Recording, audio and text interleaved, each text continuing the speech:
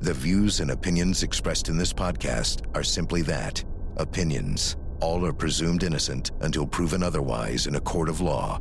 Sensitive topics are discussed. Discretion is advised. Where's your daughter so we can check on her to make sure that she's okay? Right now, I have nothing to say about. Can you tell me that she's alive? You're gonna play the same word games that you played with me the other day. It's not word games. I got nothing. That's what we care about. We want to know. Why is it you have so much trouble talking about Harmony? Because I got nothing else to say. Mr. Montgomery has been charged with the following 4 crimes. Second-degree murder for recklessly causing the death of Harmony Montgomery by repeatedly striking Harmony in the head with a closed fist. The man convicted of murdering his daughter, little 5-year-old Harmony Montgomery, wants a new trial. The oral arguments on Autumn Montgomery's appeal begin in less than an hour, and Court TV is there. Plus, 2 infamous murder cases being brought to life, brand new biopics for the embattled Murdoch family and convicted killer Brian Kohberger. Plus, many questions still looming this morning with the shocking ruling in Ellen Greenberg's death. We're wondering, did the original medical examiner cause a puncture wound? Also this hour, deliberations are resuming in the toddler-stabbed murder trial for defendant Bianca Ellis. We are on a verdict watch. It's all coming up next for you right here on Opening Statements.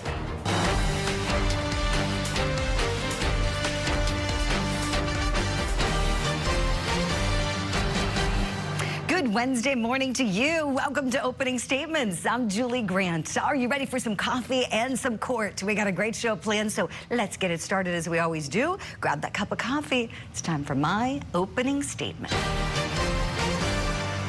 Coward Montgomery just won't quit. After being sentenced to 56 years to life in prison for murdering his daughter Harmony, today he's appealing to the New Hampshire Supreme Court.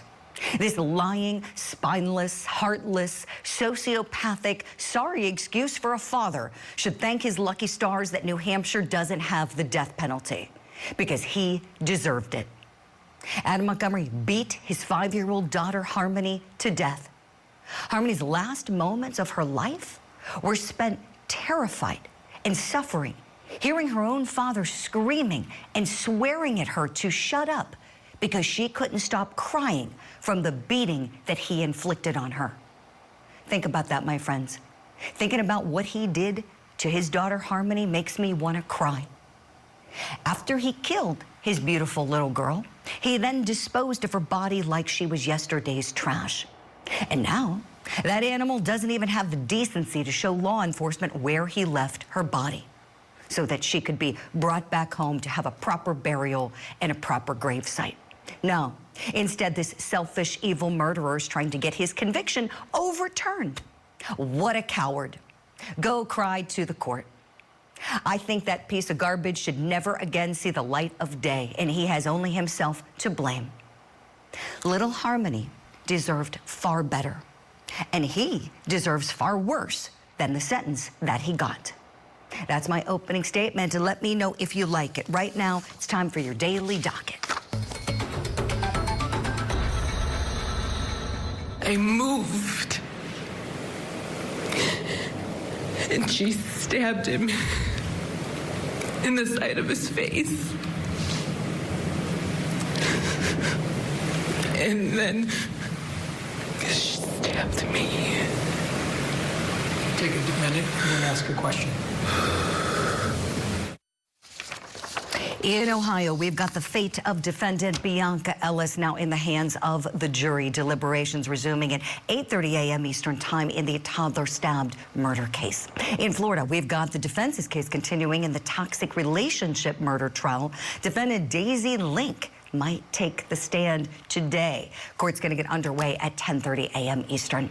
And in New Hampshire, the case I was just talking about, Autumn Montgomery, his appeal. It kicks off 9 a.m. Eastern, those oral arguments.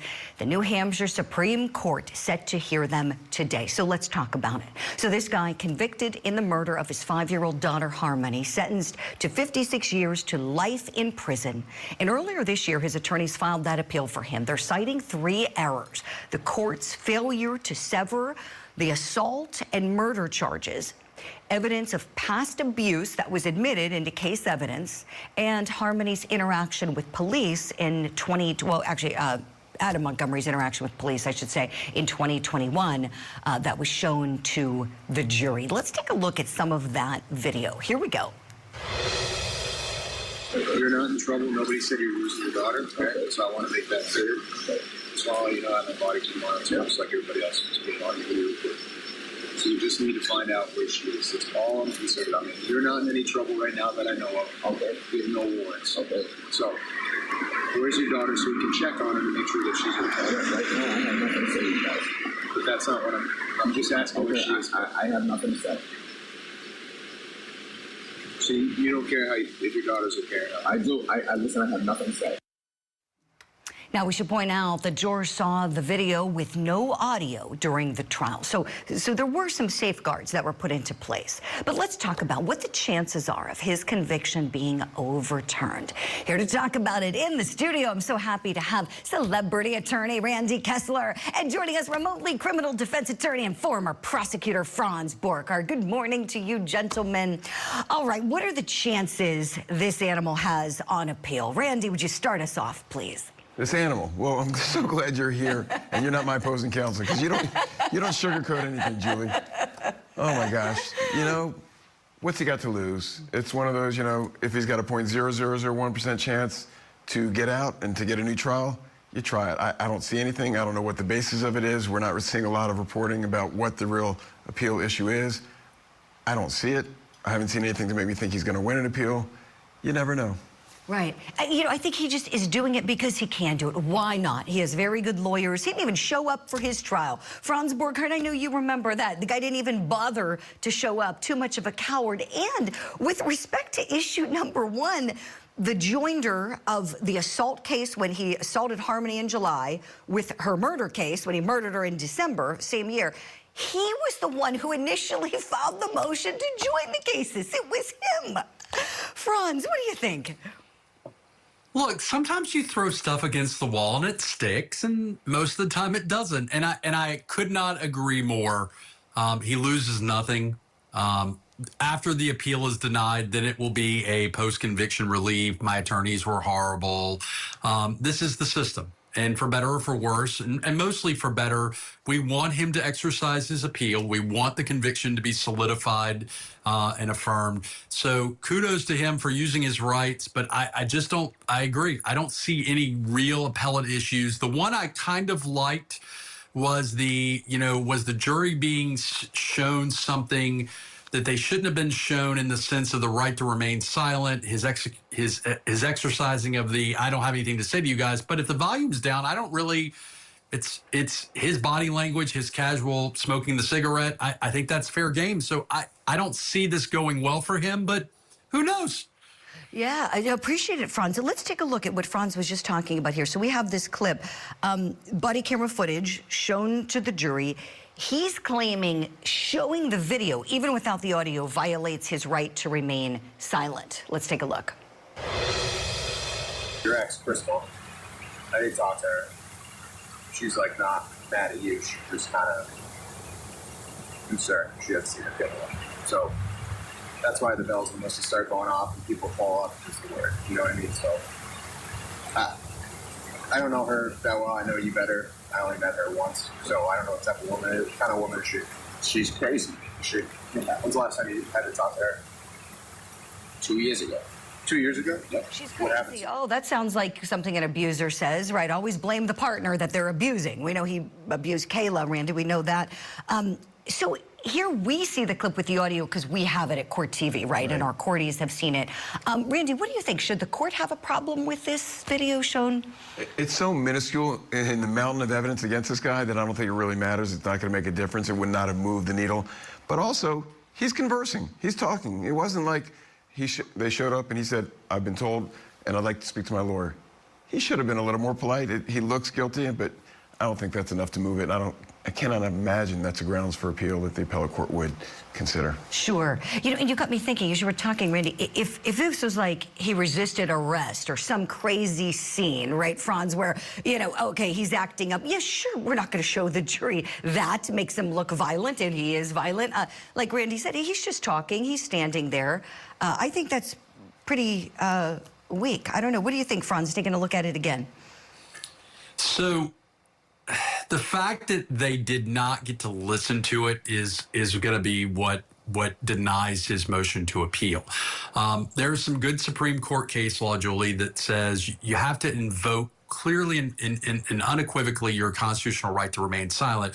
But anything you say or do other than that voluntarily, you know, can be held against you. And look, sometimes actions speak louder than words. This guy's just casually leaning against the car, smoking a cigarette. Officers doing nothing more than trying to find this child.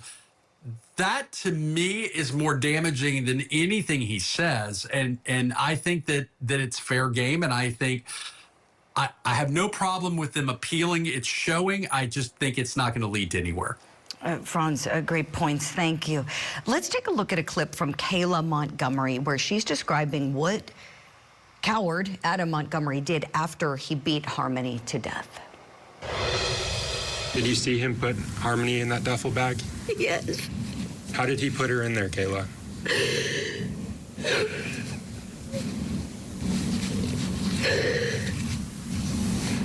He like folded her in half and put her in the double bag. Oh my gosh.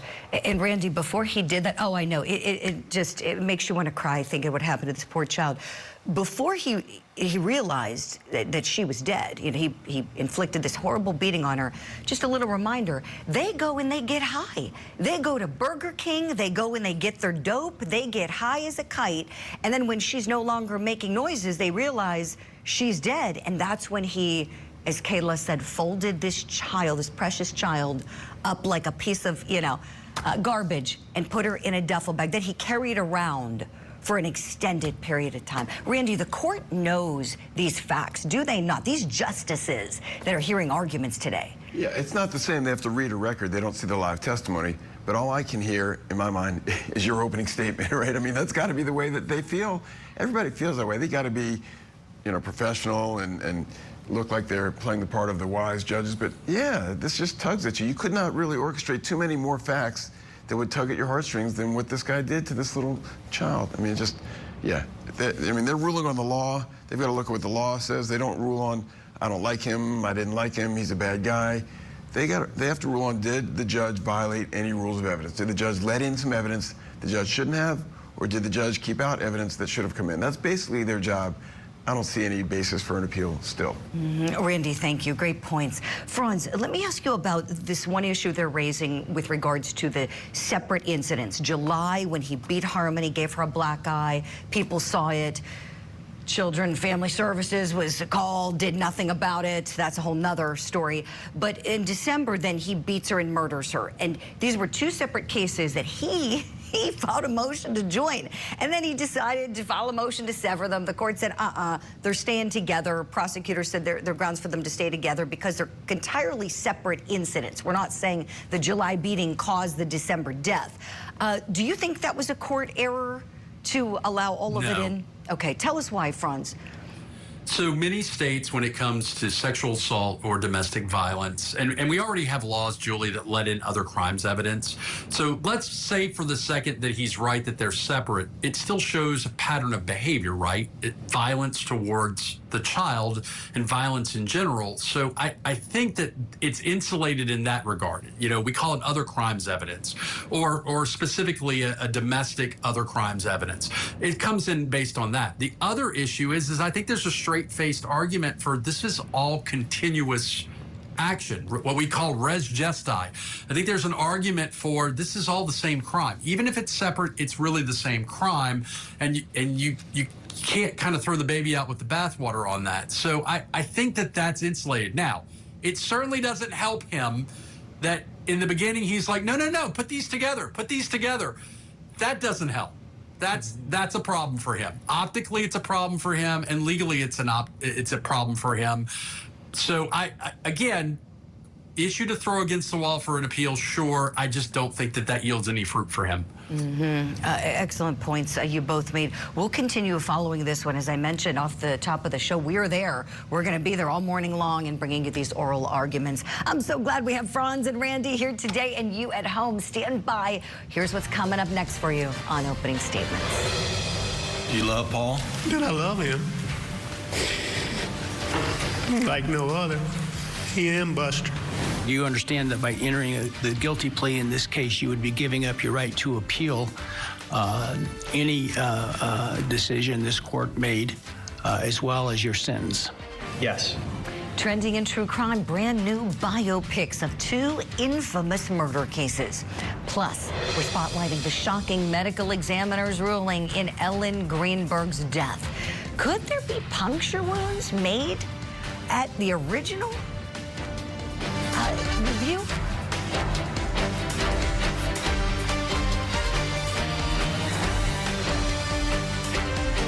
The Court TV podcast will return. Indictment for murder, guilty. Indictment for murder, guilty. Justice was done. It gave a voice to Maggie and Paul Murdaugh, who were brutally mowed down and murdered. We can't bring them back, but we can bring them justice. And he may be taken away. Many of us remember Alec Murdaugh's trial, and now a brand new limited series on Hulu is focusing on the drama behind the murders of Maggie and Paul.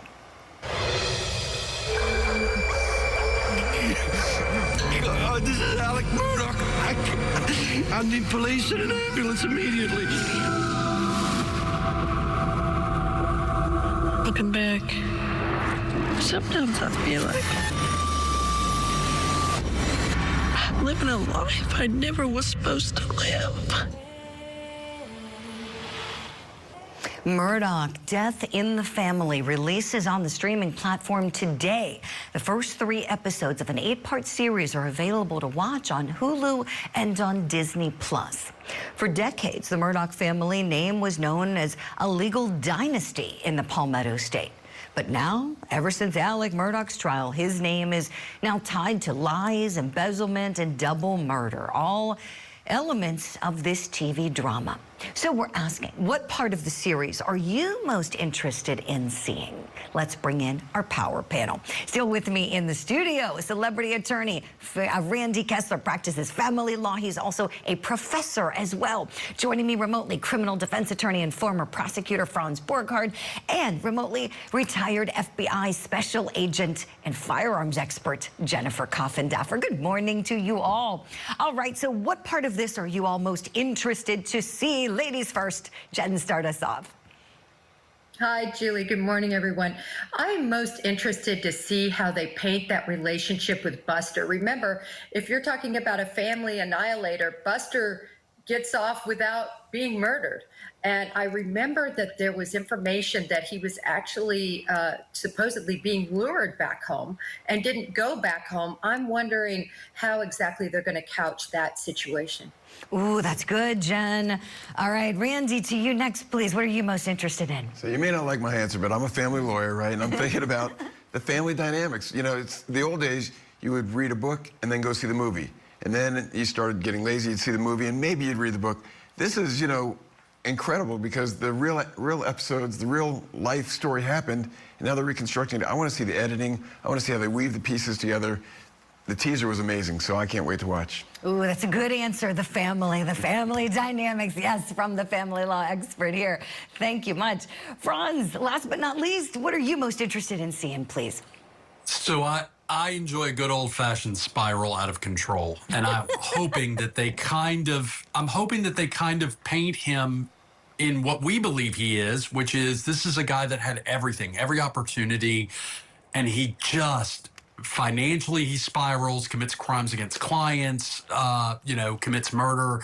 I want to see the fall from grace, and I'm hoping that that's really what they show. Remember, let's not forget, this is a guy who's family is in the courthouse, right? Like there's portrait of his what father in the. This is a family that's respectable. This guy has every advantage in the world that all of us would love to have, and he just flushes it, and he murders someone. So I want to see the fall from grace, Julie. Oh, you all gave really good answers.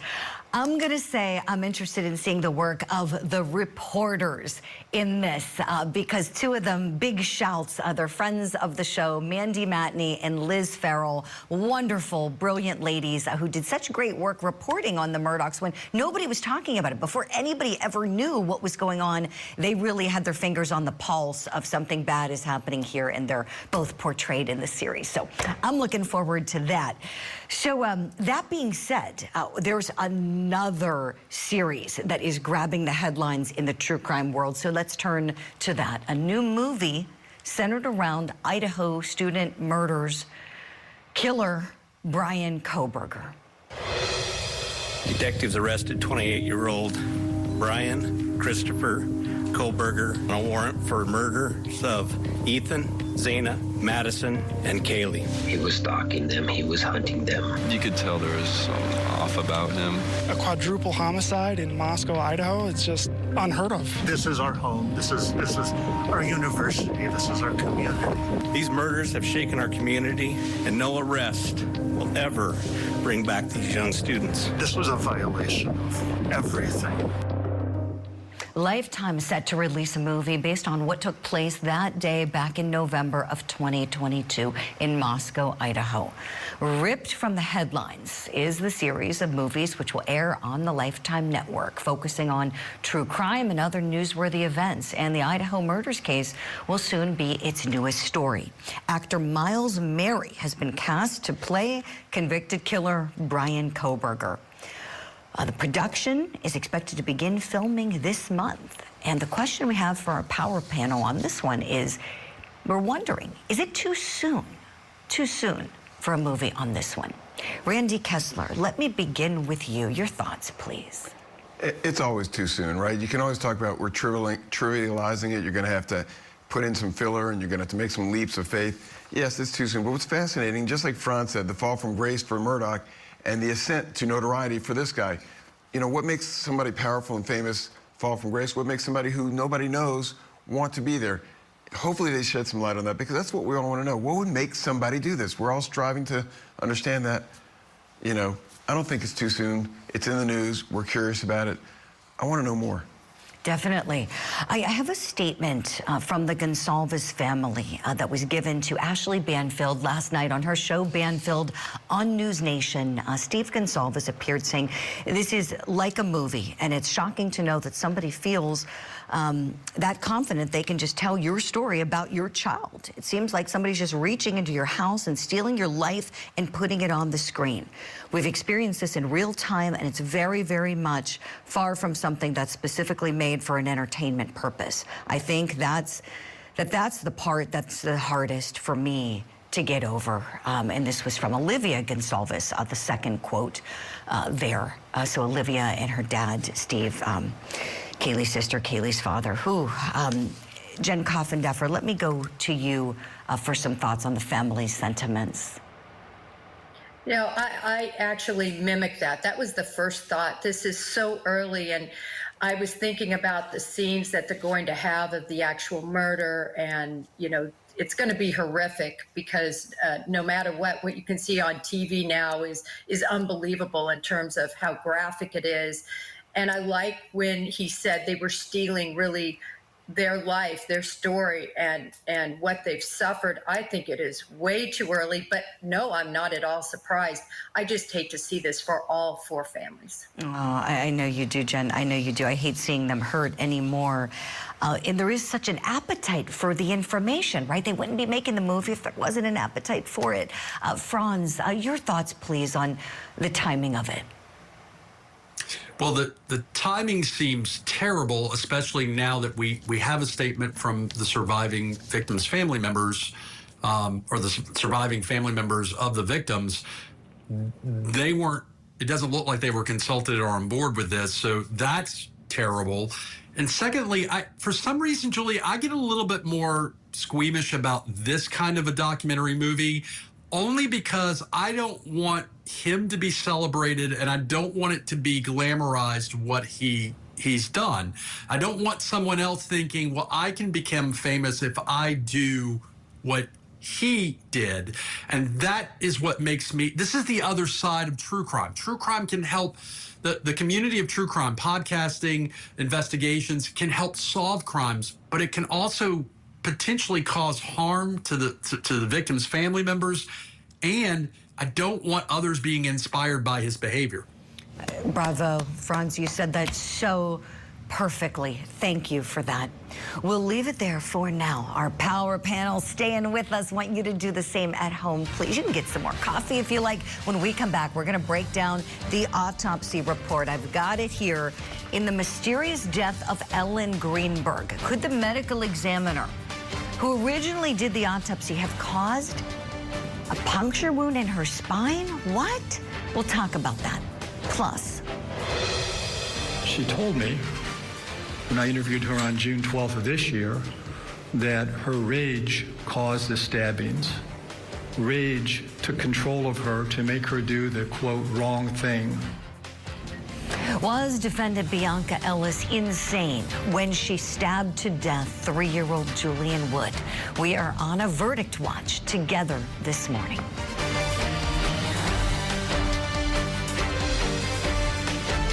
Now, back to the Court TV podcast. They said something about suicide, which I never considered for 1 second. Never, ever, ever would she do that. It's like somebody punches you hard in the stomach and again, and the air goes out of your lungs and you can't breathe. This morning, we're shining a spotlight on the case of school teacher Ellen Greenberg and her death. The case is now officially closed as far as Philadelphia County, Pennsylvania is concerned. But her parents are vowing to continue their fight to find out what really happened to their daughter. Greenberg was found dead in her apartment with some 20 stab wounds back in 2011, some of them to her back. 2 different Philadelphia medical examiners have waffled back and forth about the manner of death. Now, Ellen's parents had a lot of hope when it was declared something other than suicide. But now, the present ME has said again that it's a suicide. Ellen's parents attended a Zoom hearing on Tuesday when the judge closed the case officially following this new ruling. Now, in a 32-page autopsy report that I have here in my hand, Chief Medical Examiner Dr. Lindsay Simon concludes that the manner of Ellen Greenberg's death is best classified as suicide. Simon writing that at the time of her death, Greenberg was suffering from anxiety over her work as a school teacher, specifically over grades that she was giving her students. She had an increase in energy to act on her anxious thoughts. At least one of the many knife wounds on Greenberg's body was to the back of her neck. While Dr. Simon found that the pattern of wounds was admittedly unusual, she added that the fact remains that Ellen would be capable of inflicting these injuries herself. Simon described many of Greenberg's injuries as consistent with hesitation wounds, tentative, self-inflicted injuries that can precede a fatal wound. Let's talk about this. Let's bring in board-certified forensic pathologist Dr. Priya Banerjee and retired FBI Special Agent Jennifer Coffindaffer. Good morning to you, ladies. Dr. Priya, let me begin with you here, please. What do you make of the ME's finding here? I don't think any of my opinions have changed. I know we've talked about this before. It's rather unbelievable to me that this is the conclusion they came to. When you look at the nature of the wounds, and there was a diagram that was shown, I think, on my interview yesterday, and it's been shown in other times, where there are wounds, exactly. Wounds to the back of the neck that were labeled N and T, thank you, yes. And you can see that they are going into the base of the brain and the spinal column. That takes force. There's bony structures there, and they saw the spinal cord described as bulging from the wound. There's bleeding over the base of the brain, the cerebellum, where the base of the skull stab wound is. That means she was alive. And I wholeheartedly disagree that this would not incapacitate her. I do think it would. These are critical structures that are involved with vital functions. And so to stab herself after sustaining these wounds, I think is, I professionally disagree. I'll leave it at that. Dr. Priya, we want to hear more. So with that wound in particular you were talking about in her spinal column, this autopsy report, it says, this doctor saying that it could have possibly been caused by the first medical examiner at autopsy. Does that sound right to you? So, I mean, there's always a potential for artifact. Okay, that's what we call introduced cuts or fractures. I mean, we've all done it because we are tugging and pulling and cutting. But when you have an overlying wound and then there's damage to the cord, the spinal cord, excuse me for being so colloquial, and there's bleeding at the base of the brain. Bleeding is not an artifact, okay? That is not. When someone is passed away, how do I tell artifact? I actually teach this. How do you know it's post-mortem or artifact? Means that they did not have a beating heartbeat and blood pressure, which means they won't bleed into their wounds. No one bleeds into my autopsy incisions. And so that is a vital differentiation that we make at autopsy. There's bleeding on the surface of the brain secondary to one of these wounds. How can that be denied? Oh, so I see what you're saying. So in here, this sounds like it's not possible to you, right? If I'm getting what you're saying correctly, Dr. Priya, that you're saying because of the blood, she was alive when that wound went into her neck. Gotcha. Oh, I really appreciate that. Thank you so much. Let's talk about some of the facts and circumstances now. Agent Coffindeffer, I want to dig in with you on that. So Ellen Greenberg's fiance, we know, is the one who told police that he found her locked in the apartment, that he had to breach the door. I have some of his 911 call I want to play for you now. Oh my God, she stabbed herself. Where? She fell with a knife. Oh no, her knife's sticking out. What? There's a knife sticking out of her heart. Oh, she stabbed herself? I guess so. I don't know where she fell on it. I don't know. Okay, so timeline is key here. And in this autopsy report, we know that the ME is citing all these different times. Jen, at 4:51, this guy's key card shows he's going into the gym. At 5:30, we know he's seen in the lobby going back up to the apartment. So he goes to work out apparently in that time. But something that jumped out to me, the calls to Ellen begin at 5:24. So while he's still in the gym, having only worked out for, I mean, about a half hour's time here, he's calling her. That seems strange to me. I'd love your thoughts, Jen. Well, there's so much that seems strange to me here. First of all, how about the fact that he is on camera in shorts, but according to the first responders, he was in sweats when they arrived on scene? How about the huge hiatus in time between when he supposedly left the gym and when the 911 call was made and other calls that were made before that? How about the situation with the lock? That lock does not look like a breached door with that sort of a lock. I can tell you that either the side of the door or the door itself would be completely impaired for somebody to be able to breach this. How about this? At the crime scene, there was medication for anxiety, and those medications actually cause depression. They can cause dizziness. They cause lethargy. She was not diagnosed with depression. She was actually diagnosed with being anxious. That doesn't equate to somebody who would murder themselves. And how about this, Julie? The fact she was found against that counter, you can see the blood marks. I don't know if you have that picture. So did she stab herself 10 odd times in the back, hit herself over the head with this huge knife to cause this gigantic gash. Remember, 2 knives were used. And then as she was laying there, change out knives and stab herself in the chest.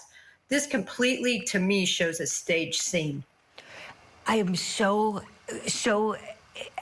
happy to hear you say that, because that was one of the things that one of the reviewing doctors brought up, and it is noted in this report that did someone kill her and then make it look like she killed herself?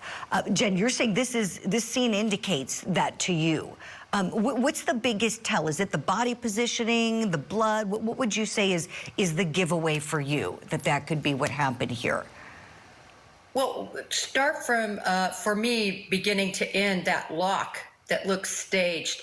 Then you go to the way she's positioned on the counter. Then the 911 call, not the piece you all played, but the piece at the beginning where the 911 operator is asking sort of what happened. He's, I don't know what happened. And then later he somehow discovers the knife when they ask him to do CPR, and he's quite disgusted with having to do CPR.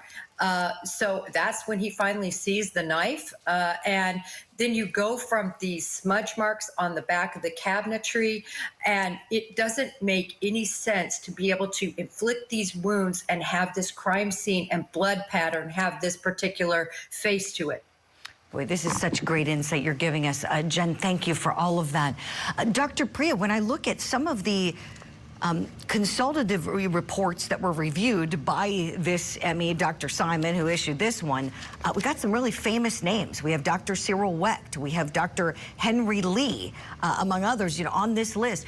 I know you reviewed the report. Was there anything in particular from these consulting doctors that really jumped out to you? Well, I was happy to see that many of them agreed with me.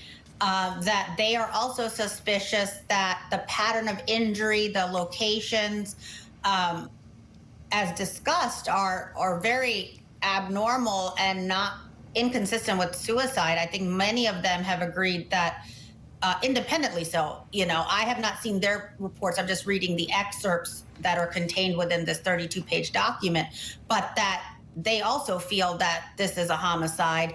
Dr. Lee said that based on the blood pattern, which again is outside my expertise, but others like Dr. Wecht also agreed that this is highly atypical for a suicide. And I think, I always come back to these wounds, N and T, as shown here, as being very injurious to her brain and spinal cord, upper spinal cord, that to me would lend her unable to continue to stab herself. Excellent insight. Boy, I could talk to you brilliant ladies all day long. Thank you so much. We're going to keep following this. We'll follow what comes next. I am sure the Greenbergs aren't going to give up here. Jen Coffindaffer, Dr. Priya, thank you both so much. We'll hit a break. When we come back, what will the jury decide for Bianca Ellis? We go on a verdict watch.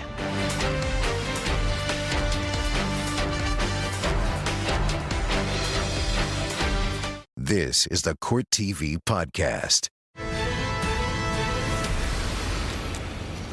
Welcome back. We are going on that verdict watch this morning in the murder case of defendant Bianca Ellis. She's accused of stabbing to death 3-year-old Julian Wood in the grocery store parking lot in Cleveland, Ohio. The case now in the hands of the jury. Before each side got to deliver their closing arguments, the experts weighed in. Let's listen to some of the closings. The actions of stabbing. What a personal, gruesome thing to do. And I think on cross-examination, Mr. Johnson talked about, well, wouldn't 30 stab wounds be more indicative of rage? No. Ladies and gentlemen, stabbing anybody with anything is an act that would be fueled by anger. And to select the most helpless victim possible and then stab that victim twice, that is rage. It's crowded, it's in the middle of the day, it's 3 o'clock. And I know you had to pay attention.